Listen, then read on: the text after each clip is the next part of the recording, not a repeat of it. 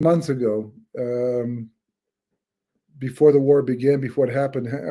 We're always living with the fear that something could change in a moment, moment's notice, and it's kind of hard to live in Eretz Yisrael without being cognizant of the fact that we're surrounded by people who they don't really behave like normal human beings are supposed to behave. Their responses to reality are not in touch with the ultimate purpose of creation. They are the perfect vehicle and shlichim for Hashem to carry out certain negative things. The Sefer Kal Tuva Aretz talks about how the Sulam, first of all, the Gemara, which is the ladder, in last week's parsha, that Yaakov had the dream with the ladder.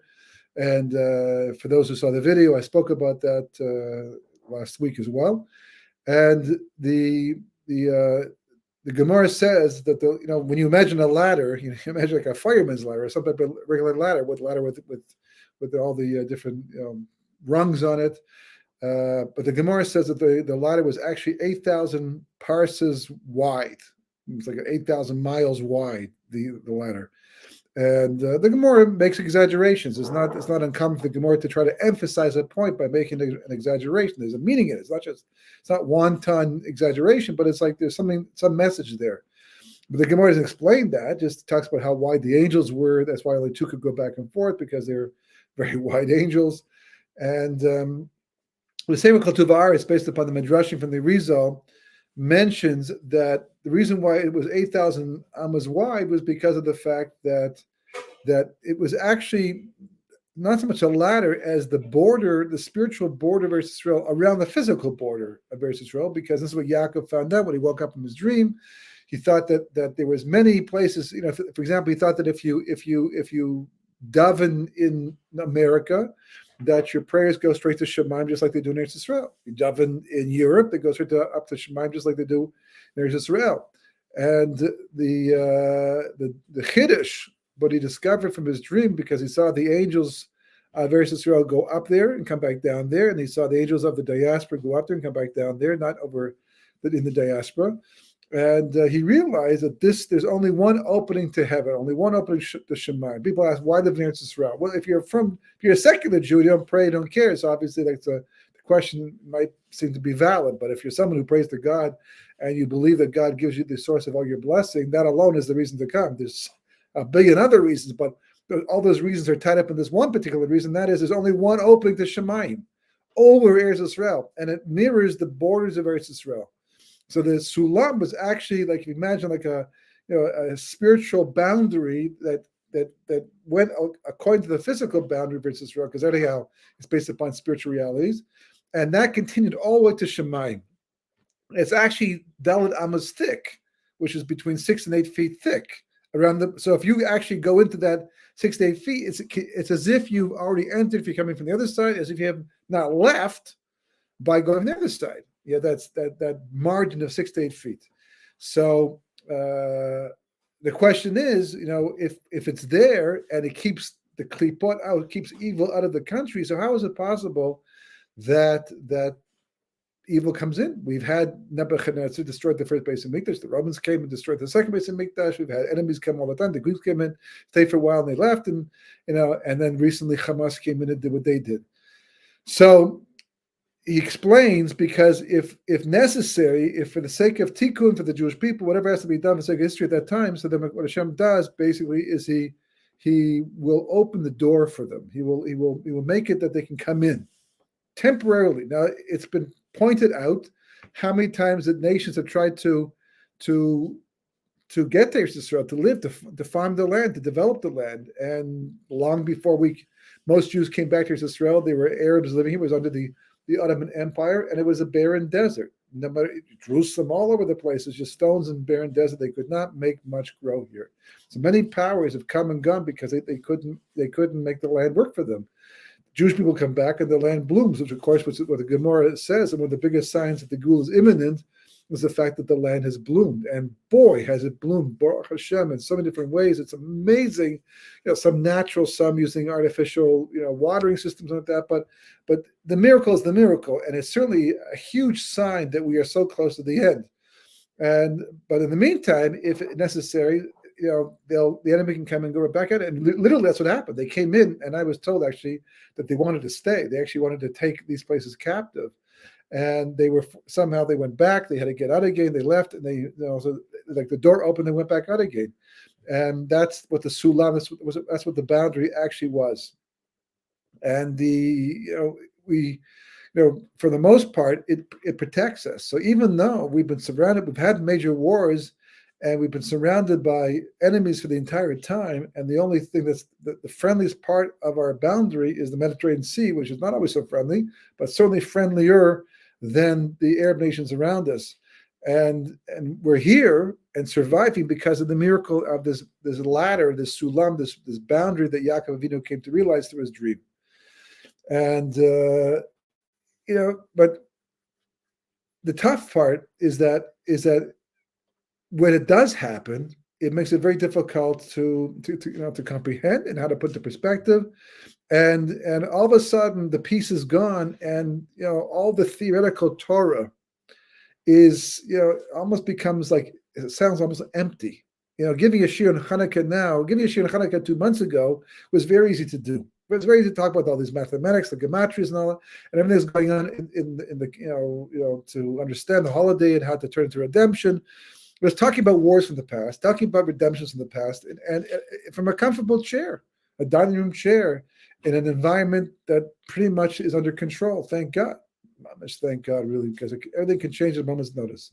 God forbid, but it doesn't. It sounds empty. It sounds almost like very, very shallow compared to the real life terrorist attacks taking place that happen today, and the deaths taking place, and the family that's suffering. I mean, not a day goes by that I don't think about aside from the fact that families still are missing family members, but even those who have come back, how children and adults who were living lives, they were secular Jews and they didn't understand the value of Torah, mitzvahs, and all that, so they're missing that pleasure of Shabbos and all that. But for the most part, they were having comfortable lives as far as they're concerned, and now they'll never be normal again. Short of a miracle, they can never be normal again, because they weren't just held captive; they're held captive by extremely cruel people. Sometimes people are held hostage and they're treated relatively well. Even in Entebbe, I think more or less they were treated, comparatively speaking, it was not a great situation at all, obviously.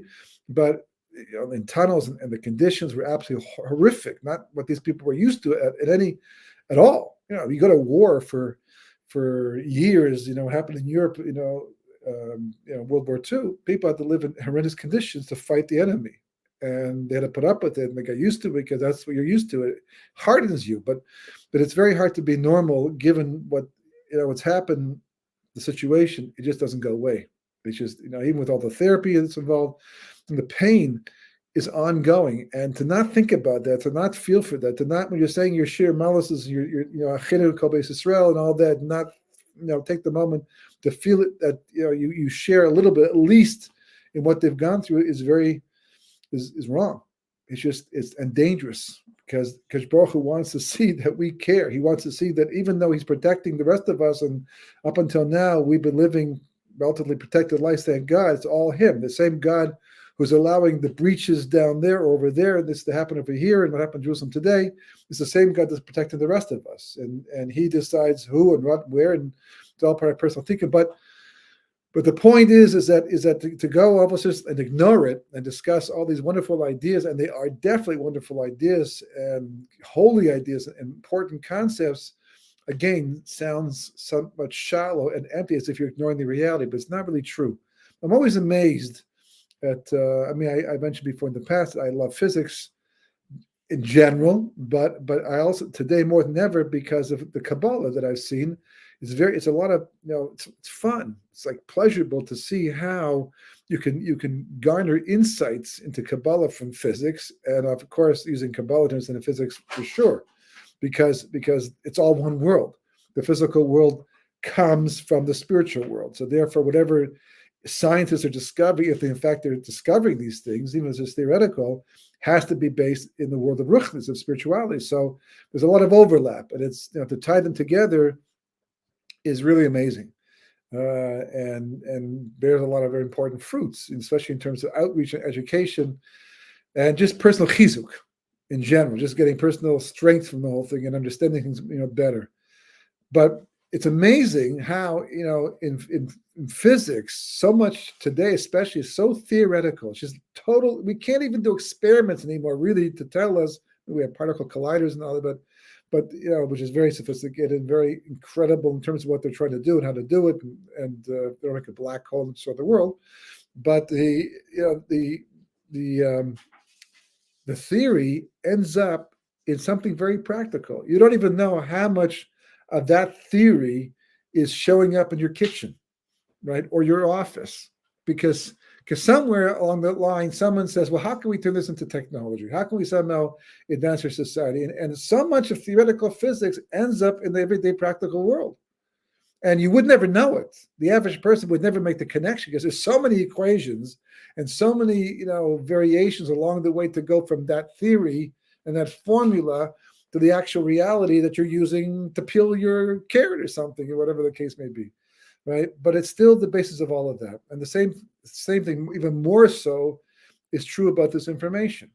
What's going on? It's what we discussed last week, if you happen to see the video, right, about being the Vav to complete the Aleph, and the Aleph represents everything. The Aleph represents Hashem, corresponds to our soul. It's made up of two Yud and a Vav in between. And I explained last week how the Vav basically is anybody who acts in a capacity that somehow binds together Shemaim and the earth, heaven and the earth, meaning that anytime a person is Kiddush Hashem, anytime a person sanctifies the name of God, meaning that anytime a person does anything that makes the reality of God more apparent, more palpable, more relatable in this world, even a micron, just a little bit, right? Anyone who does that has acted in the role of the Vav, has connected the two Alephs, and has brought themselves closer to personal fulfillment and Tikkun Olam. And what's going on today is all part of that. It's just very hard to connect up the theory to the practical world, but it's all part of the same idea. You'll see in the end how this is the basis. And if you understand this, you understand the mechanics of it, then you can work with it. You can do something about it. We don't know the impact of a tefillah. We don't know the impact of a Kiddush Hashem. We don't know that someone who might have been slated to be killed, or slated to be kidnapped, or slated to be, lose anything, how their hashgacha might have been changed because of something you did, which you had no idea there was a connection, because you acted as a Vav and more light came into the world. There's stories of people who, they became Bali Tshuva. They have no idea why they did, but it's very possible. For example, that someone davens at a bus station. They ran out of time, couldn't make a minyan, went to a corner, davened Shemona Esrei, the mincha, whatever, that spot, or on the highway, or a phone booth, whatever the situation was. And every time you do that, especially with kavanah, with intention, you draw down light into the world, and it leaves a roshan, leaves an impression. And somebody can walk through that zone, that spiritual zone, as long as that impression is still there, and be affected by it, be slightly uplifted, not completely changed. Not like a person walks through a place in the bus station and says, oh, all of a sudden, I didn't, yesterday I wanted to be secular, today I want to be religious, an Orthodox Jew. In fact, how do I do that? Right? It doesn't work that way. It just has to be a little bit of a nudge, a little bit of a softening. It could be that person once felt so strongly against an idea, and all of a sudden they feel less strongly against it. Because they're less strongly against it, they're more open to it. Because they're more open to it, they listen to it. Because they listen to it, it makes them want to hear more. Because so many Bali Tshuva, that was the process. It's not a fast process. It doesn't happen overnight. It takes time, but there's a starting point. And this tells you how to make that starting point. Even though we don't always merit to figure out, how what we do has an impact, but we have to have emunah. We have to. That's the key. That's the connecting piece. Is the emunah. I don't know how all of this is responsible for all of that. I just know that it is, because these are the rules of creation, and those rules of creation always apply. Purim taught us that God has our back, even if we can't see how, even if we can't see how he's manipulating the events to bring about until the end, but he does. And Chanukah teaches us that even during times when there's no prophecy anymore, we're living in a very we thought it was Hester Pani in Mordechai's time, in Esther's time, but it's way more Hester Pani, more hiding of God's face today than ever before. We're close to the end with over 3,300 years from Mount Sinai. Prophecy ended 1,000 years after Mount Sinai in 3448, which is what, 353 or something like that, BCE. So we haven't had prophets like that for the longest time. And divine providence, it just seems like that Judaism and Torah, all religions, but especially Judaism, and we're just hanging on there, like just keeping it going for the sake of keeping it going. But that whole connection in relation to God that we once enjoyed back in the good old days, not so much anymore. Because who talks to God? We talk to God, but who hear God's talk back? Anybody who says I hear God talk back to me usually goes to a doctor, because we don't believe it's possible today. Yeah, we believe. We still keep Shabbos, and we do because we're also worried about punishment for not doing it. Some people less so than others, but it just seems so far away. And Chanukah says no. Even in times of tremendous hester, even towards the end of history, when the magic, so to speak, of Judaism seems to have been lost over time, it's still there. It's still there, and you have to do your part to get it right and trust Hashem for the process. There's a discussion about whether there was a window in the Teva, in the ark, whether Noah could look outside, whether the light was just a jewel that filtered light into the Teva, or there was actual window that allowed light to come in.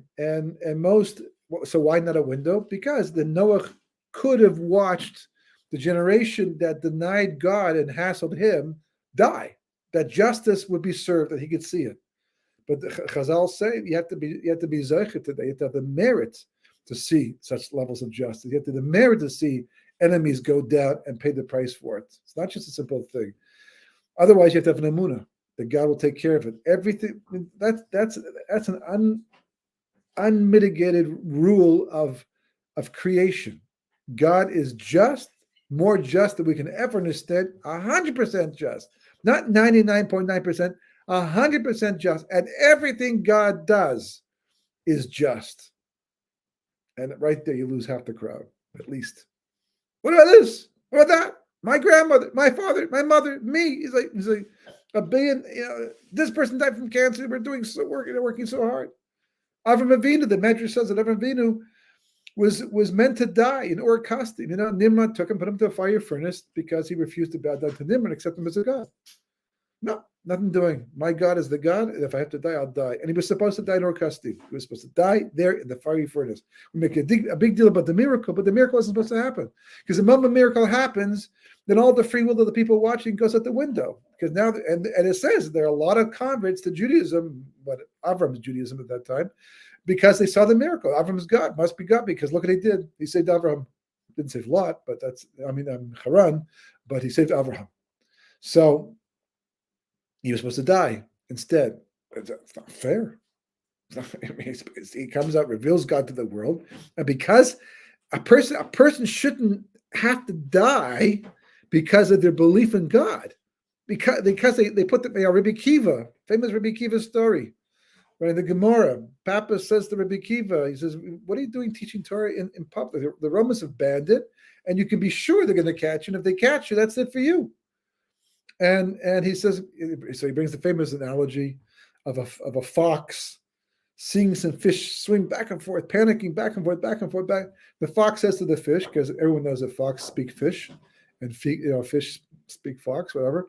And he says to the fish, he says, listen, what are you worried about? That? Well, nets, they're going to catch us and take us out of the water. So the fox says to the fish, he says, why don't you come out on shore? Because our ancestors once lived together, so we can do it again. Come on shore, and you'll be safe, and we'll work together to protect ourselves. And the fish says, "Are you the fox about whom they say is so bright and so aware and so smart and so crafty? You're not very smart at all. If we're worried for our lives in an environment that we're used to, we can get around in, how much more so do we have to worry about our safety, our well-being in an environment that we're not indigenous to?" So that's what Rabbi Kiva says to Papas. He says, listen, if I'm going to teach Torah, at least I'm doing what I'm meant to do. At least it is my schus This is my merit. This is what keeps me alive. If I die in the process, nothing I can do. If fishermen catch me in a net, you know, I'm caught.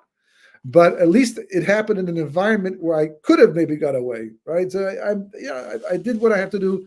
I died doing what I'm supposed to do, right? But if I don't teach Torah, how much more so is my life going to be in danger? Because now the merit I need to survive is gone completely. That's his answer. The Gemara says it wasn't very long before Papas was also caught for some reason, put in jail, and I guess sentenced to death. And he said to Rabbi Kiva, who he saw in jail at the same time, they both got caught. And he says to Rabbi Kiva, Ashrecha Rabbi Kiva, happy are you. You know why?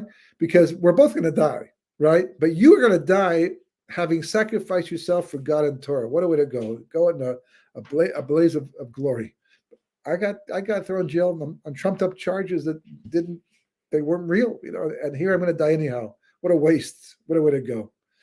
So it doesn't seem fair. The Gemara says that even the Malachim, even the angels complained to God and said, this man, I'm just, paraphrasing a bit here, but this man, at the age of 40, sits at the back of a cheder to learn the Aleph base, and then spends the next 40 years learning Torah, becomes a Gadol Ador in 40 years. I've already passed my 40-year mark and nothing close to that, right? And he then goes ahead for the next 40 years, leads the Jewish people until his dying day. He lives until 120. This is the way he's going to go in such pain and agony, saying the Shema and then finishing off on the word Echad. And Hashem says that, yeah, that's what has to happen. It's all for the good. Rabbi Kiva has no complaints, by the way. He's not complaining at all. Students are a little bit concerned and upset about the situation, but not Rabbi Kiva. He's perfectly good, and we discussed it before in the past why it's so important to him. But anyone looking on, and so many people look, why do bad things happen to good people? It's just the same old question over and over and over again. Lest you think it's not a profound question, the most profound person to walk the face of the earth, Moshe Rabbeinu, he asked it himself. He asked God the question. Some say it was answered, some say it wasn't answered, and some say it was more complicated than that. But overall, that was the basic question. Why is I understand. He wasn't saying that there was no justice. He was saying, I understand that when you take a good person, it's still justice. It's as much justice as taking the bad person. I just don't understand why that is the case, why that has to be there. Why couldn't you make a world where good people are always in a situation where justice means a good life and the bad people means a bad life? Why? I don't understand all that. So, it's Kabbalistic, Shvir Sekeli, breaking the vessels. But the bottom line is that there's this big contradiction seemingly between the reality of what we know is supposed to be and what actually is taking place. And that's kind of what I feel like tonight. Here's the material, here's the idea. One of the most mind-boggling equations I've ever seen or heard about, and I've seen some very complicated ones in physics. Don't understand them, but I've seen them. Sometimes they take up a whole blackboard, some of these equations. How they even figure these things out in the first place. And yet, all it's describing is some physical reality is very limited. And yet this equation, which I call the equation of life, right, which is 25 plus 11 equals 36, is simple and sublime, and elegant as you can get, because in those three numbers is everything. So I'm going to just start tonight. We have one more Thursday night before Chanukah, B'ezras Hashem. Start tonight and get to put this out, and hopefully we'll be able to see how it's applicable even in the world we're living in right now. Because the truth is, right? The truth is, it's like school. You go to college, right? You go the first day, let's say. Yeshiva is better, but you go to college, right? And you have orientation. They teach you, they tell you what to do, what the protocol, how you're supposed to live, and all that, right? And then you go to the schooling, and it becomes okay in the beginning. It's more difficult. Towards the end, it becomes very, very difficult. Then come the exams, but eventually you get a degree, right? And it's easy to keep on track. It's easy to remember that I'm after this degree. I'm in this program either to become a BA or a B Bachelor of Science or whatever it is, or a doctor. I know what I'm here to accomplish. I know what I'm here to do, and I know that all of this insanity, if you can call it that, is to get me there. I'm on a journey. I signed up for this. I paid the money to take this program. I asked for all of this because I want to be a doctor. I want to be a professor. I want to be, a technician. Whatever it is. I want to be in computer security. So whatever, bring it on. Throw it at me, right? And sometimes, I mean, most of the time it makes sense, but sometimes you'll hear people ask questions. Will this be on the exam? Is this part? Why are we doing this right now? What am I supposed to get from this? What is this all about? It's like how does this fit into the program? Most of the time, you can tell. A lot of times you don't know.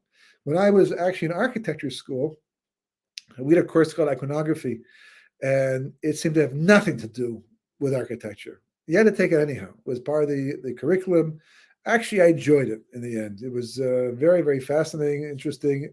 Not so easy to get a good mark in, but you learn a lot. You learn a lot, and we wondered like why is it just protocol? We just have to take this course regardless, and it really has nothing to do with architecture. But this is what we're supposed to do.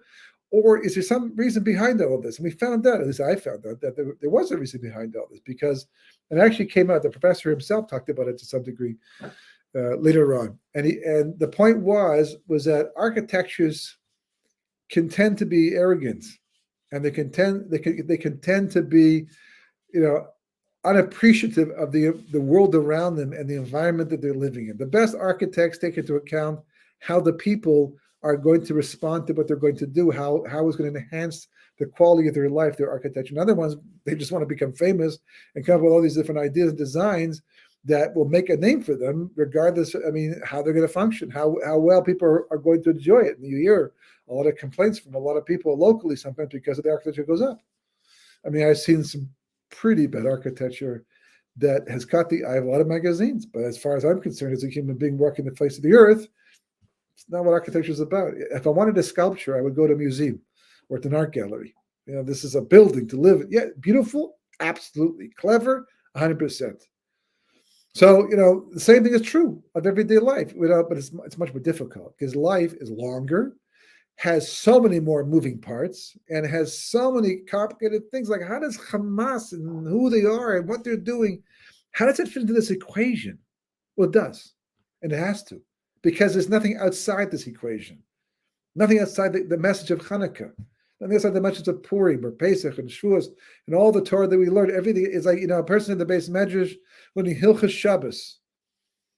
That's what Cole is learning, Hilchos Shabbos. And some may look at the news, get a bit of it, may pay a little attention during their breaks, but for the most part, when they're sitting in the base medrash learning Torah, they're not thinking about it. Not supposed to. It's not the time to do it. They're learning Torah. This is the time to be focused, to get as much out of the Torah, and to solidify their knowledge base as much as they possibly can. And they're even getting paid to do it. Stipend, but it's not much money. Certainly not worth the effort they're making, but they're there to learn. That's the whole point. They're there to learn God's Torah and be part of the tradition to pass on to the next generation. But everything they're learning ties back to what's going on in the outside world. It's like living in a house and it's a blizzard outside. Even though you're not outside in the blizzard, your house is based upon the blizzard too. You might even turn the thermostat up because it's got colder outside, makes the house colder inside, and therefore you're being affected by the blizzard too. Maybe you want to go somewhere. You're stuck in the house because you can't go out. The streets are all filled with snow and the snow plows around. You can't get out there. So you have to now change your activities inside the house to make up for the lost time, to make up for the fact that I didn't plan to be here all day. And now I am here all day. So what should I do with my time? Just sit around and look at the walls? No, waste of time. So the inside is affected by the outside. And the outside is affected by the inside for sure. And also personality-wise, it works the same way too. Because it's all connected. Right? It's the holistic point of view, Kabbalistic point of view. It's all connected. So it has to be. If this is true, if this equation is true, everything has to fit into it. If it's not fitting in, the equation is not true. That's just like in science, right? You just believe in a theory until you can prove it's no longer applicable. Something comes along. That's what usually happens. We can stick with it for decades until a new discovery comes along and says, no, like the Big Bang, for example. This James Webb telescope that they sent up to far reaches of the universe. Now they're finding things they never thought they existed, like universe or elements of the universe that are not expanding. which kind of implies that they didn't start from something small and keep going bigger, like the Big Bang Theory purports. And that's now making people rethink everything. So it's all connected, we're all affected. What's the equation? Right? Let's get started with the equation. That's important, right? Again, 25 plus 11 equals 36. Mathematically 100% true. And the other part of the equation, 25 subtract 11 equals 36. Obviously, 11 is a key number, right? This whole thing, but so is 25 and 36. What does it even mean? It's like it sounds like a football, code. 25, 11, 36. It's like, what does it mean? What are we supposed to do with that? How does it? So you have to define each of the numbers. And we've kind of like touched on a bit from the previous classes and over the years and all that, but it's always worth revisiting because Chanukah comes back every year, 25th day of Kislev. So the starting point, of course, is Bereshis, creation. That's what all began. That's the beginning of the program. But this is 5784. 5784 follows 5783, which followed 5782, which all the way back to creation. It's a hemshech. It's a continuation of. It's not like God said, "Oh, well, that failed." Right? We tried Gan Eden, didn't work. Shut it down. No paradise, right? And you're on your own. Bye. No, we were kicked out. Gan Eden still exists. We just can't see it. It will always exist. It has to exist. It's eternal, and it's waiting for us. And people who have died may have gone there already, but it's not in the world for us to see right now. We can't perceive it, but it exists. And God said, "Go." Fix up what you got wrong, and then come back. And that's what's going to happen. That's what the Chis and Mason is for, the resurrection of the dead. That's what the world to come is for, right? It's all that's going back. We will go back at some point in time, but not without Tikkun. Tikkun is the name of the game. And even though the story of Adam and Chava looks accidental, like we could have just stayed there and got it right, and not left, and Shabbos would have come in, and we'd still be. This year would be unnecessary. That's not the deeper, more Kabbalistic idea behind all of this. This has to do with the fact that God has a master plan, and it included Adam's eating from nature dust of our tree of knowledge of good and evil. So going back to the very beginning, right? On the very first day, everything has to do with lights. It's all about light. Light is good. Darkness is bad, right? It represents a lack of light. It represents confusion, all the negative things.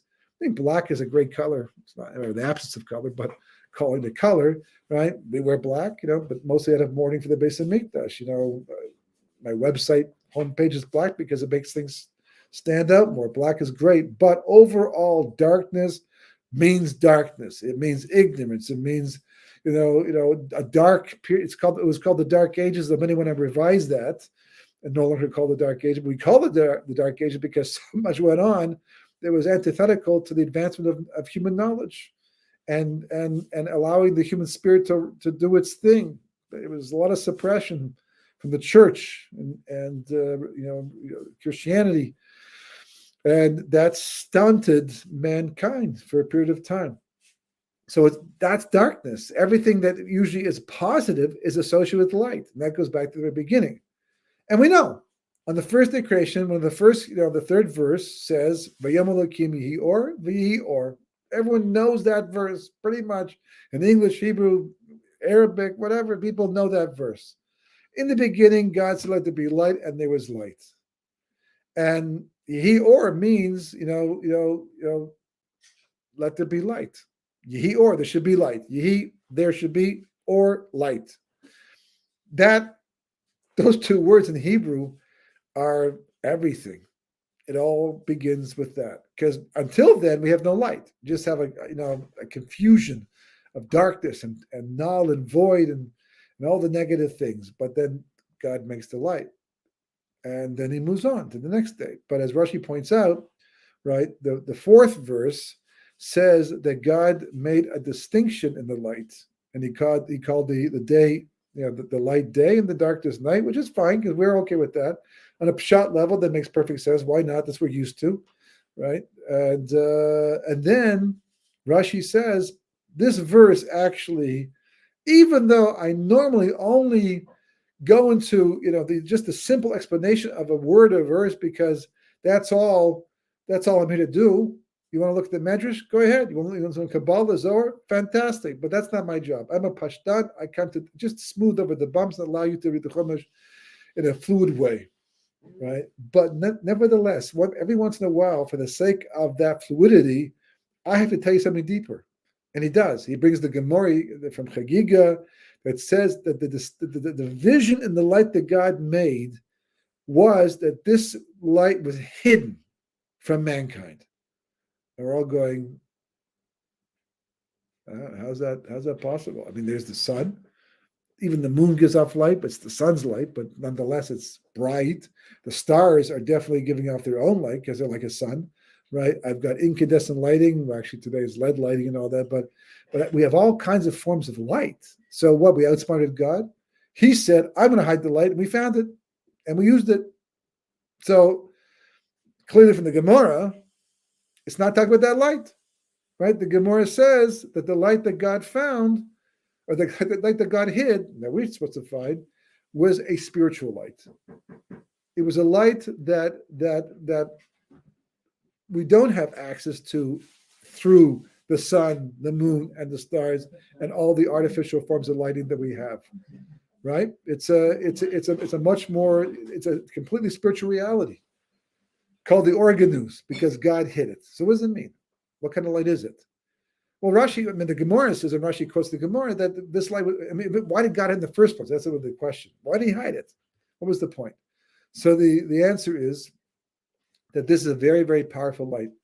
It's a spiritual light that with this light, for example, Adam Arishon, the first man, could see from one end of the world until the other end of the world. It was a light that if you had it, you could create incredible things.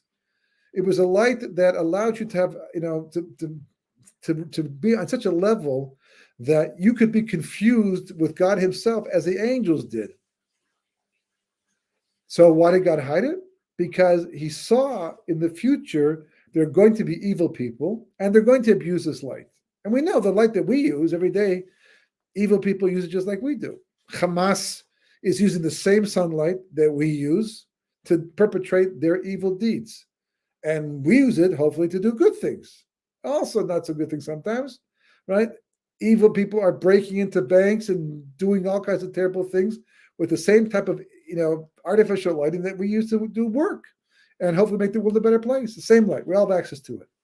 It's different. That's physical light.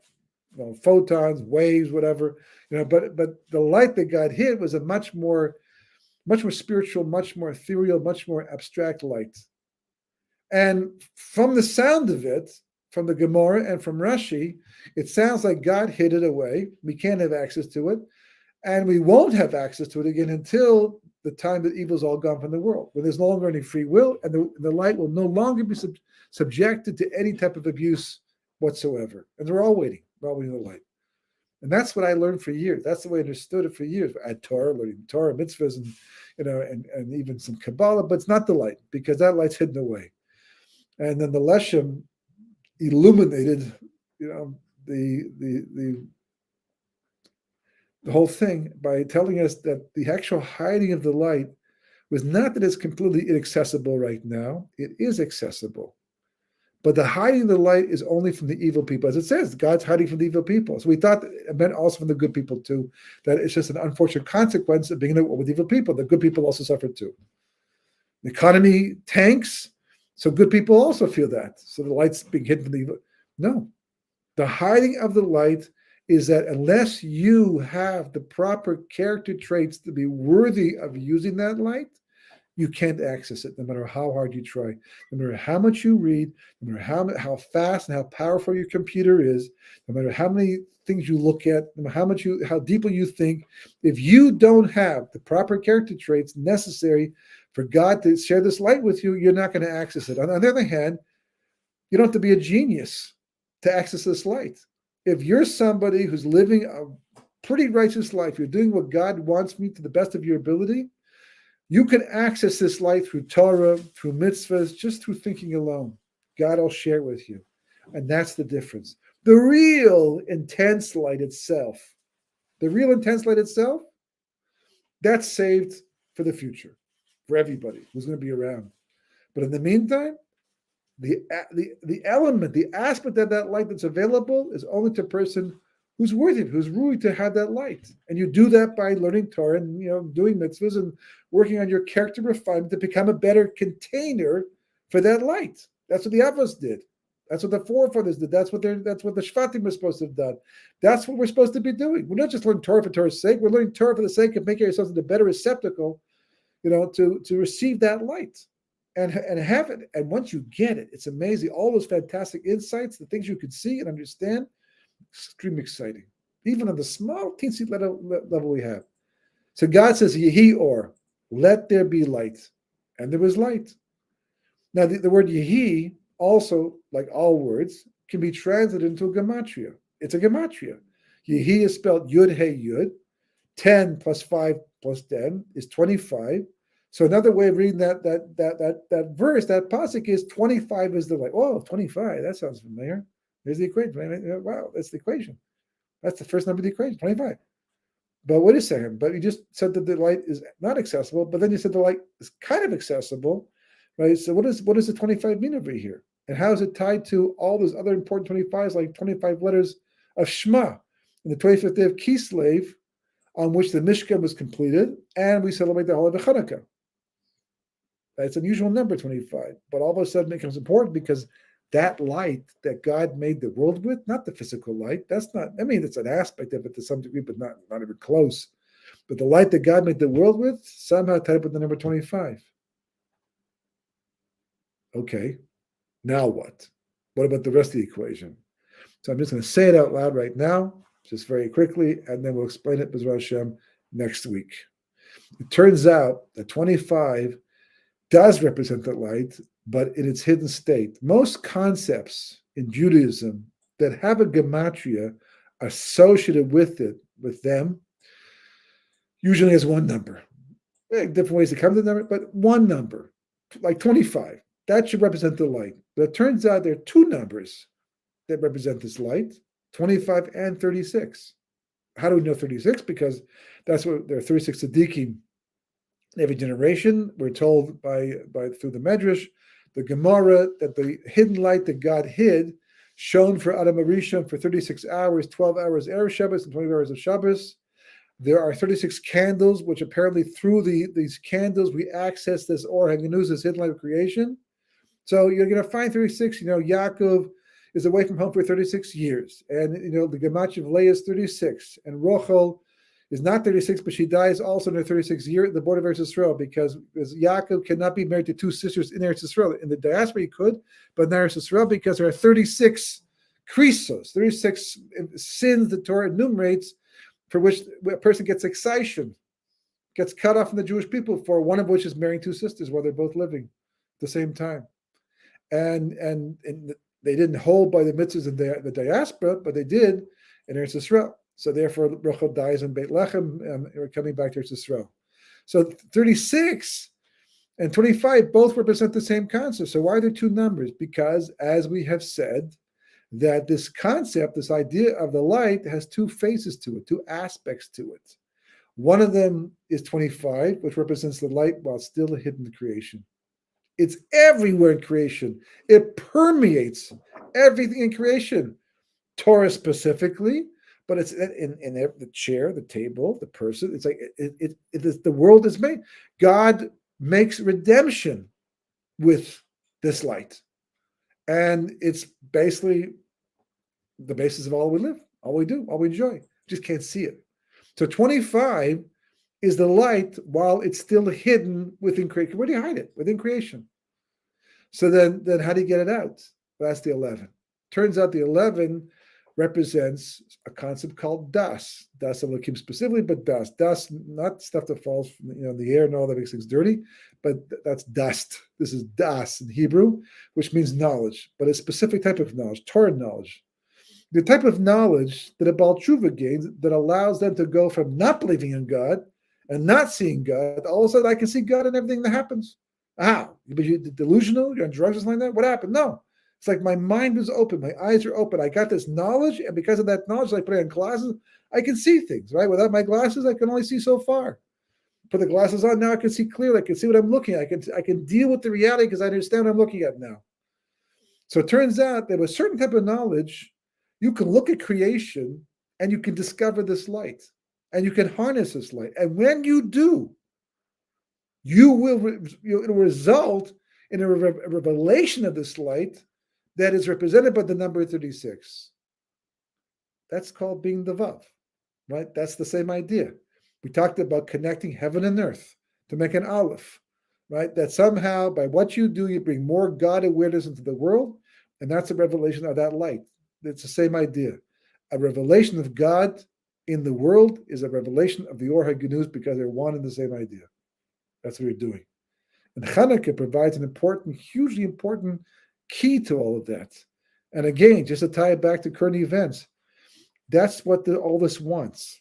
What's going on here, terrible. We're distracted by the details of it, and can't believe that people could be so humane.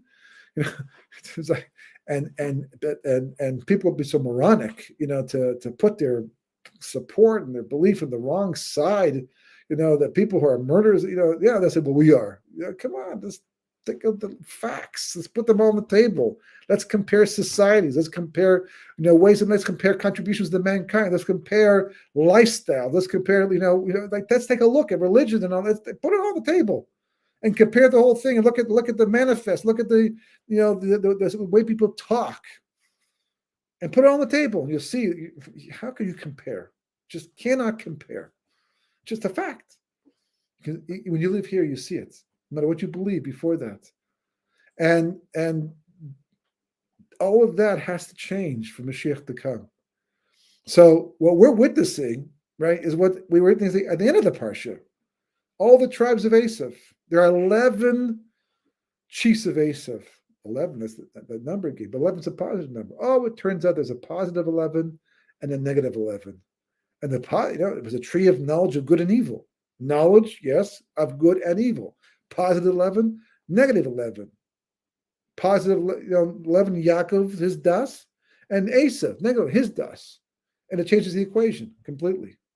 And the world is suffering from this equation. And we're here to fix it. And Chanukah is key to that. And B'ezras Hashem, next week we'll talk about that in more detail. So we should only have Besoros Tovos, the good news, and Shabbat Shalom. Thank you so much, Rabbi. I want you to explain maybe next week a little bit more in detail of how this light is going to give us redemption, and that you're talking about just awareness. Are you talking about just like the pure light that we just can't even fathom because, like you said, it's so supreme and so powerful? Really, it's both. It's really both, because that light is what gives you the awareness. That's what God is going to open it. At some point in time, God is. This is what the Ramchal talks about. The Vilna Gaon talks about. I mentioned a few weeks ago about how we won't need miracles to impress us because we'll get this understanding of the world in a way that we never understood it before, and it will blow us away. The simplest things will give us tremendous pleasure when we understand what's really going on. So yeah, this light will come into the world. That's what we're doing. By drawing that light to the world, you fix the awareness. You fix the awareness, and evil will eventually just disappear. That's the idea. And that's what the prophets talked about. That the world be Malay Das Elokim, that Hashem will fill the world with Das Elokim. And that's what we're striving for. All right. Thank you so much, Rabbi. And everybody, please visit Rabbi's two different websites, his previous website and current, which is also current, 36.org, and also his newer website, sharnunproductions.org. And again, shout out to Josh Wander, who can't join us tonight because he's serving in the Army. And we bless all of us, have a happy, safe, healthy Shabbat. And please bring the hostages home and keep the soldiers safe. And we'll see you next week. Thank you so much, Rabbi. Bye-bye.